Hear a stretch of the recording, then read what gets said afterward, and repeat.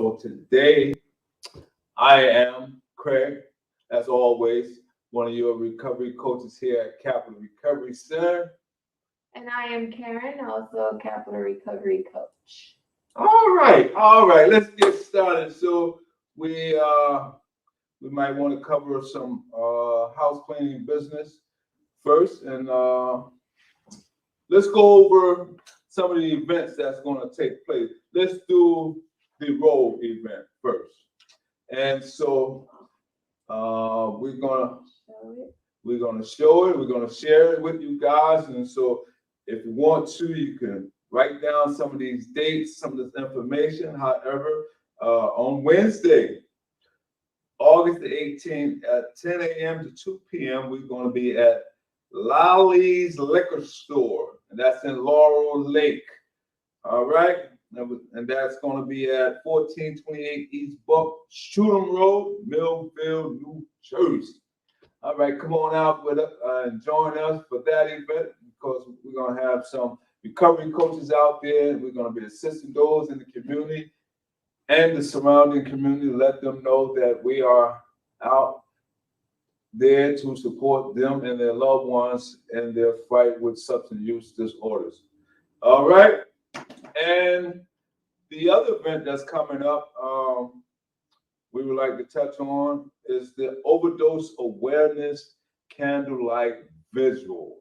And that's going to be held on August the 31st of this year, 2021. Doors open at 6 p.m. However, you do have to register online, and that link is all lowercase ccvisual21.eventbrite.com. And it's going to be located at the New Jersey Motorsports Park, 8000 Dividing Creek Road, also in Millville, New Jersey. All right, please come out and be a part of that. And also, don't forget, this coming Monday, August 16th, I don't have the flyer in front of me. However, from 9 a.m., there's going to be an event by the Riverwalk here in Bristol, New Jersey. There's going to be a lot of healthcare providers. Someone from DMV DMV is supposed to show up. I'm not making any promises who all going to be there, but that's who's on the flyer. DMV, people from courts for the Warren Initiative resolution. And what that entails is that those who may have was scheduled a court date and failed to appear, and a warrant has been sent out for your appearance, for failure to appear. And basically, those warrants is going to be for municipal court warrants, not felony warrants. Municipal court warrants, and they're going to reinstate those that deal with certain issues. I can't tell you all the facts come out.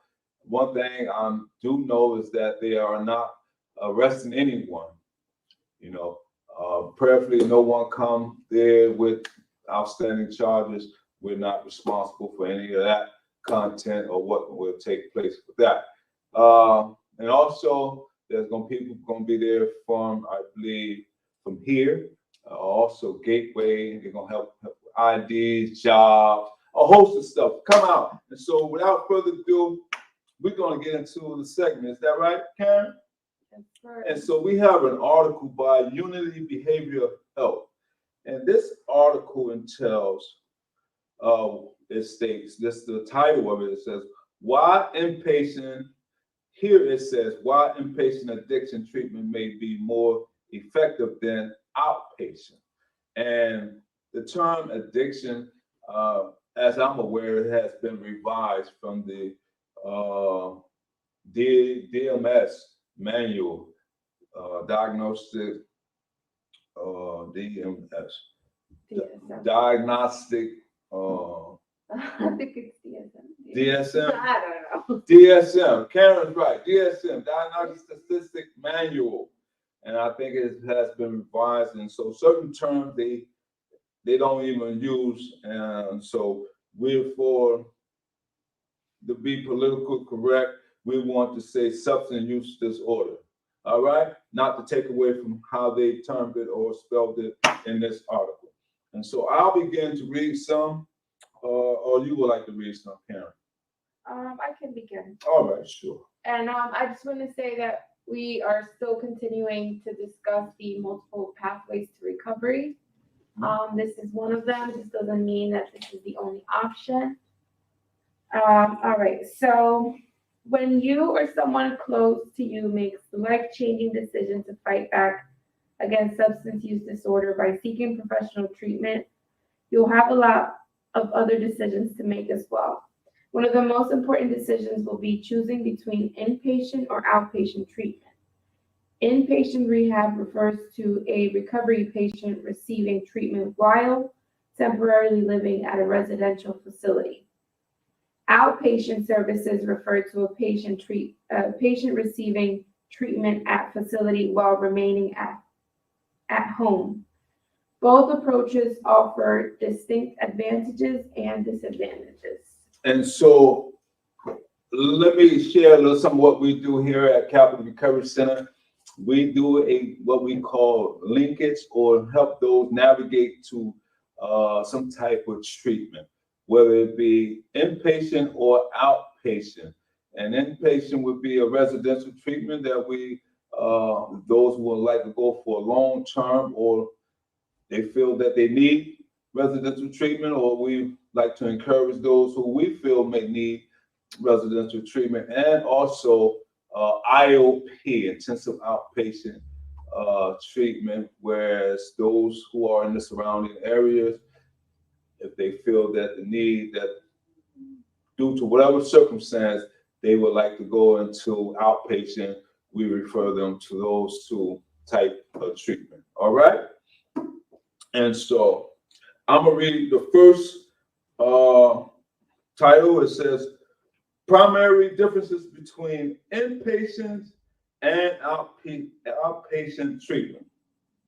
And it states, on its surface, it might appear that the only difference between inpatient and outpatient substance use disorder treatment is whether you're home or not. While this is one of the main differences, this is only one part of the story. This is only one part of the story, all right?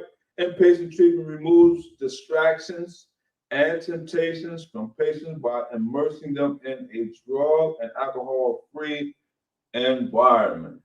Notice it says those who are going to inpatient, or those who are in inpatient, it's a residential treatment. They are removed from their home environment, and all drugs and alcohol are removed as well. People being treated in an inpatient facility have no access to drugs and alcohol, are surrounded by others in the varying stages of recovery, and don't have to contend with the everyday stress of life. And so what that entails, you be in a group setting. I was afforded the opportunity to go to a therapeutic peer support recovery center for, I want to say, anywhere from 14 to 16 months. And I was surrounded by my peers and also professional people who also provided services for us 24 hours a day. And so we went through what we call orientation for 9 months. No, not, excuse me. Is it not 3 months? 3 months, 90 days. Oh Lord, I gotta get my math. I gotta go back to school, right? So 90 days we go through orientation. 90 days we went through main treatment. And then the other 90 days we went through what we call re-entry phase. And then the other months it was a processing phase, whereas they process us or schedule us for continuum of care. All right. And so that's what a residential treatment entails, besides all the groupings that we went through. And there was a host of it, but it was a learning experience. And And for those who have ever experienced it, we learned some coping tools, and some of us grasped on them. I, for one, grasped on. I could keep the focus on myself on a lot of things, and it helped me out a great deal. So outpatient, let's talk about outpatient. Outpatient treatment requires patients to report to a rehabilitation facility every weekday. Now, every weekday, I talked to some people, they say they go like 3 days a week. Mm-hmm. Now, this article say every weekday. Maybe some places do, I'm not sure. This approach allows much more flexibility for patients who may have conflicting work or familiar obligations, but it does not remove drugs or alcohol from their lives. And so there are people who prefer to go to an IOP, which I stated before, intense outpatient program, due to they may have family issues that they need to attend to. They may have court issues. They may have work issues, whatever the issues it may be. We encourage you, whatever decision that you make, we hope the best for you. And so, hey, give it a try. All right, you would like to read the other one, Karen? Yeah, so understanding the basic principles. Before someone can determine what substance use disorder recovery approach is best, it's important that they understand what rehab must address in order for treatment to be effective. While all rehab facilities offer different recovery strategies, in order to be successful, they must address certain basic needs. The fundamentals of an effective addiction recovery are laid out by the National Institute on Drug Abuse and include, but are not limited to, you want to take turns? Sure. All right, and the first one is physical well-being. Substance use disorder patients often enter treatment with extreme physical health deficits. Two of the primary goals of any rehab program is to begin reversing the physical damage caused by substance use disorders and ease withdrawal symptoms, some which can be painful and even life-threatening. All right? Mental health. In at least half of all substance use disorder cases, a pre-existing mental illness has either caused, exacerbated, or contributed to the condition. A complete rehab will address mental illness, uncover its role in the development of addiction, and teach patients healthier ways to cope with its symptoms. And I just can't stress it enough, the importance of people suffering from not only substance use disorders, but also mental health disorder that a lot of people is unaware of. And mental health has not only substance abuse, but also mental health has taken on a bad connotation of stereotypes and stigmas that people are afraid to address their mental health due to people making comments or statements that are very derogatory.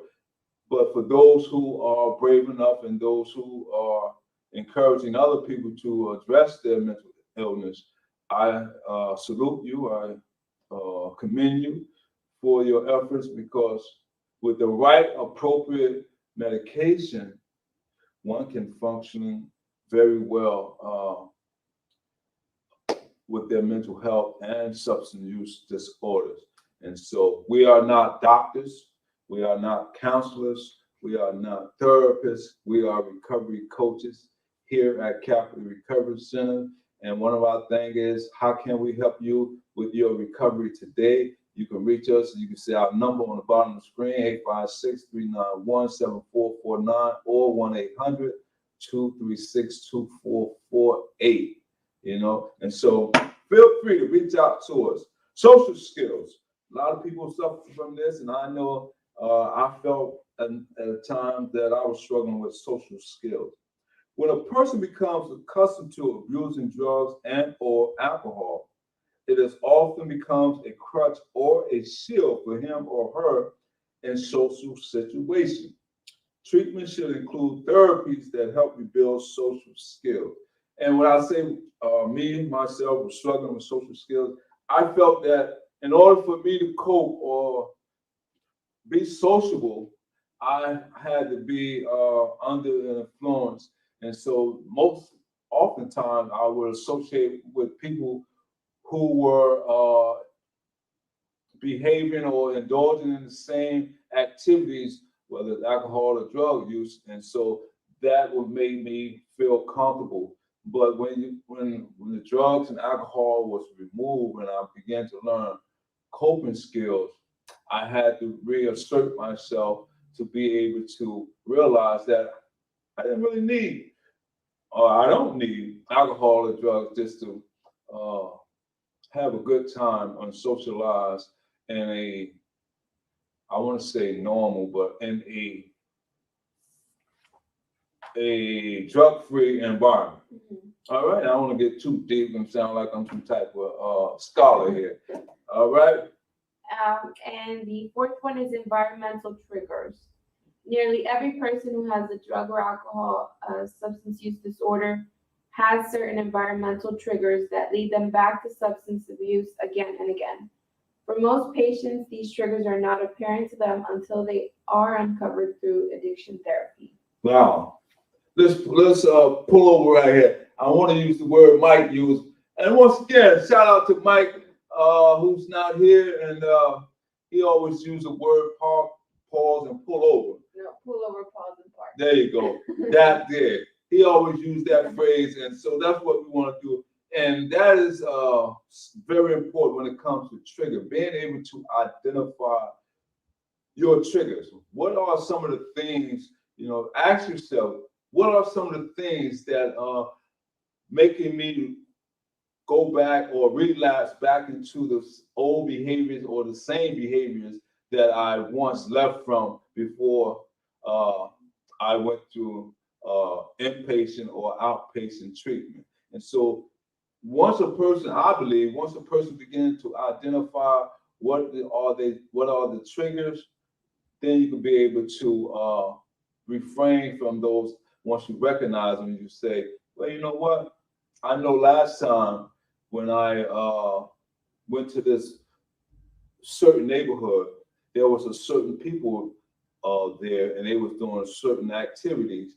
And so if I remove myself, if I don't go back there because I'm not as strong, because especially when those who are just coming out of recovery, give yourself some time to develop your strengths. Give yourself time to utilize the tools and work the tools. They said it works if a plan doesn't work if you don't work it. So it works if you work it. All right. Let's get down to the meat and potatoes, Karen. Advantages of inpatient substance use disorder rehab, or let's read it as it states. Advantages of inpatient addiction rehab services. When a person is trying to break any type of habit, it is best to remove as many temptations from her life as possible. Let me read that again because I don't like where that came out. It said when a person is trying to break any type of habit, it is best to remove as many temptations from her life as possible. For instance, someone trying to break in a substance use disorder to shopping would likely be better served if she weren't spending any time at the local mall. Let's think about that. If you are someone who have a problem with shopping chronically and it begins to be out of control, that's one way to remove some of the triggers or the temptations. A person trying to cut down on eating junk food will probably be more successful if all junk food was removed from her home. This is the theory behind inpatient rehab and why it is recommended for patients with severe substance use disorder. None of the stressful aspects of a patient's life or any of her triggers can follow her to treatment. So in other words, if someone is in rehab in a residential setting of inpatient, none of those temptations are in those settings, whether it be junk food, as they talked about, whether it be shopping, or whether it be drugs or alcohol. None of those things would be in an inpatient environment or setting. All right, and that's the advantage of an inpatient as opposed to an outpatient, because those things are not inside the facility, but they are in the surrounding area. All right, and so you want to read some, Karen? Yeah. All An addiction recovery facility is completely drug and alcohol free. Inpatient rehab gives individuals the opportunity to put everyday lives on hold and focus on their recovery. It also surrounds them with other people going through many of the same struggles, allowing patients to support each other through a peer community during treatment. The immersive all-day, everyday framework also makes it so inpatient rehab centers can offer several therapies and services. Many residential centers provide 24-hour medical care and dozens of therapies that a person would most likely not have access to in an outpatient program. This is especially helpful for dual diagnosis patients, those living in unstable environments, or people who have a history of relapse. In general, inpatient rehab is best for substance use disorder patients whose substance abusing habits have become an obvious danger to themselves and others. Wow. Wow. And so what we are talking about today is elaborating on is basically getting people to understanding the difference and the importance of inpatient as opposed to outpatient treatment. Because a lot of times you hear people say, I'm programmed out. I don't want to go to no more program. And so there are beneficial factors that one can consider going to a residential. And a lot of times, I want to stress this as well.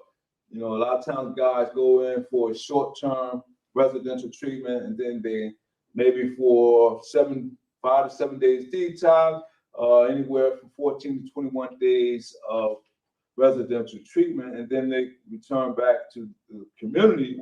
And a lot of times, without the appropriate continuum of care with the support of a recovery coach, a lot of times we find ourselves facing life obstacles, and it can become overwhelming. And so it may cause someone to begin to go back into their old pattern of behavior. And that's something that we don't want. And so we are here to support your learning journey. We are here to break down some barriers, help you navigate through, whether it be employment, whether it be housing, through sober living, whether it be IOP, or whether it be if you need to go back to some more residential treatment. Sometimes it may require some people to go long term. And I heard some people, they willingly, and they know themselves better than we know them. And they say, you know what? I don't want to do a short term no more. I want to do a long term this time. And so we have links to that as well. And so feel free to reach out to us at our number here at the office. We can be reached. Telephone number is 856-391-749 at the bottom of your screen. Also 1-800-236-2448. All right. And so you want to read the other one, Karen? Advance? Yeah. It says advantages of outpatient addiction rehab services. Despite the many benefits of inpatient addiction rehab, outpatient services may be best for many individuals struggling. Patients with inflexible jobs or with children and other home responsibilities may not be able to take 30 to 90 days away just to focus on their substance use disorder. A person who could be too valuable to his or her family or job to miss an extended period of time. Using an outpatient rehab program in this instance may add a much needed level of convenience. Another factor that cannot be ignored is the difference in price. While inpatient centers offer much more treatment options than outpatient rehabs, there is a considerable difference in cost. Inpatient rehab treatment can cost as much as $60,000 per month. Sheesh. That's a lot. Whereas outpatient general tops out around $10,000 per month. That's a lot too. For patients without health insurance or with health insurance, that won't cover the cost of residential treatment. An outpatient program may be ideal. Mm-hmm. Eliminating the price and work and familial obligations as factors, outpatient rehab is best for people who are only in danger of experiencing mild withdrawal symptoms. These programs tend to be less intensive and immersive than inpatient rehabs and are not well suited to treat severe addictions. Wow. And so with that said, a lot of times we deal with a population that most of the population that we deal with has Medicaid. And a lot of times, unfortunately, the Medicaid that they do have does not cover extensively for a lot of people for long term.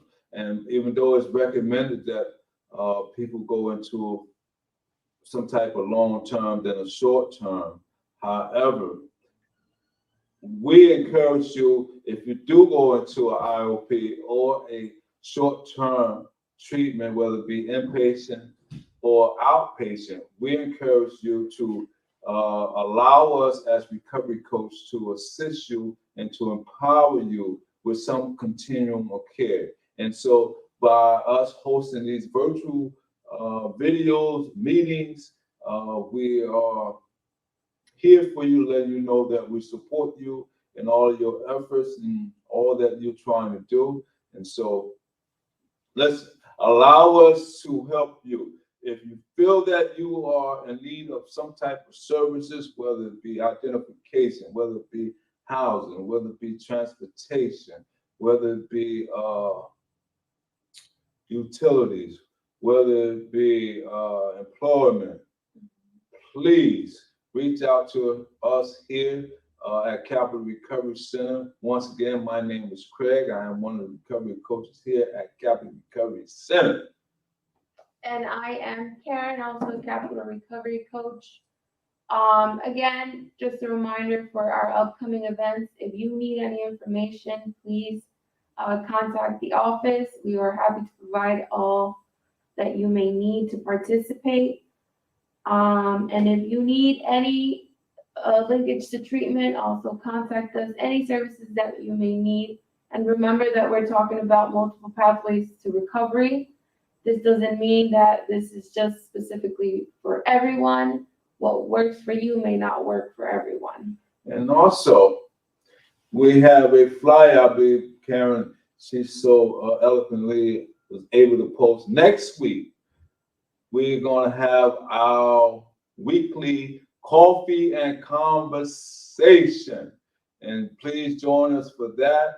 And that is something that we host on Tuesdays. And that is at 10 a.m. If you feel like you would like to join or be a part of that. And also give us some feedback. Let us know if we're doing a great job or if that is something that you are interested in being a part of. We would love to have you and see and get some of your thoughts of what we can do better and how we can better assist you in the process. With that said, y'all have a blessed weekend. All right, take care. Take care.